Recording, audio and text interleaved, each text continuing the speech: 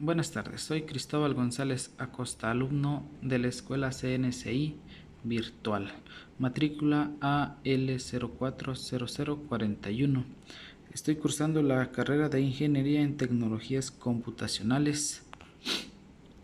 Me encuentro en el trabajo final de la materia Análisis y Diseño de Algoritmos.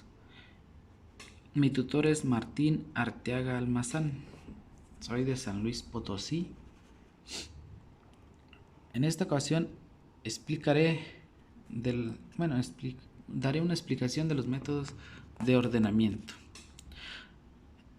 El ordenamiento consiste en clasificar un conjunto de datos o una estructura en algún determinado orden con respecto a alguno de sus campos. Los ordenamientos se pueden clasificar de tres grandes grupos.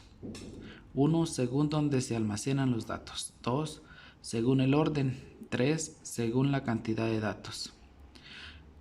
Según donde se almacenan los datos, la interna, si los datos se almacenan en un arreglo, y externa, si los datos se almacenan en un archivo.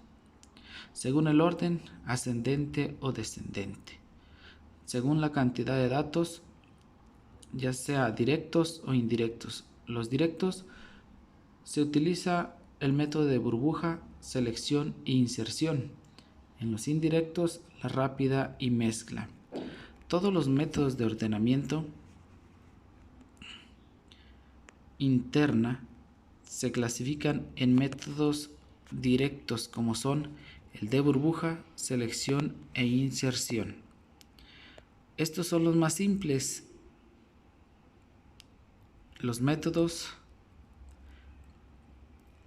son los más simples de entender, son eficientes cuando se trata de una cantidad de datos más pequeñas. Los métodos algorítmicos son métodos más complejos, difíciles de entender y son eficientes en grandes cantidades de datos. Esto quiere decir que los métodos directos son más simples y fáciles de entender, y los métodos algorítmicos son más complejos y difíciles de entender. Un ejemplo de ello, el método de burbuja. Este método se utiliza haciendo la comparación del primer término o primer elemento, que es el 20, con el 40. Después se realiza la comparación del 40 con el 50. O sea, son dos elementos que se comparan para ver si es mayor o menor el primer elemento con el segundo. Así sucesivamente. Después tenemos que comparar 50 si es menor que 30 y 30 si es menor que 80. La aplicación del proceso administrativo. Diagrama de flujos. Los diagramas de flujos son la representación gráfica de un algoritmo o proceso. Algunos de los símbolos más utilizados en el diagrama de flujo son inicio y fin, proceso, entradas y salidas, decisiones, subprogramas. En el pseudocódigo es la representación escrita del proceso, es decir, es el paso de cada tarea a realizar para llevar a cabo el proceso. La recursividad.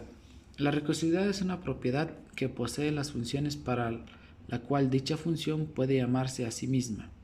Una característica de esta es que siempre hay un medio para salir de este ciclo. Algunas de las ventajas es que ayuda en la resolución de problemas complejos y es una solución más natural a los problemas. Y las desventajas es que pueden llegar a formar ciclos infinitos. También es difícil de programar cuando no se tiene experiencia. Además, es más difícil de implementar en un proceso. Existen dos tipos de recursividad, la directa y la indirecta. La directa, cuando el método de se manda a llamar a sí mismo dentro del mismo bloque de código.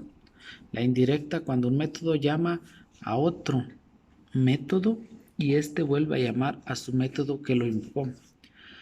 En conclusión, los métodos de ordenamiento son muy buenos ya que nos ayudan en diferentes maneras a realizar las tareas cotidianas. Solo se requiere tener un poco de interés en las cosas que en realidad nos interesan.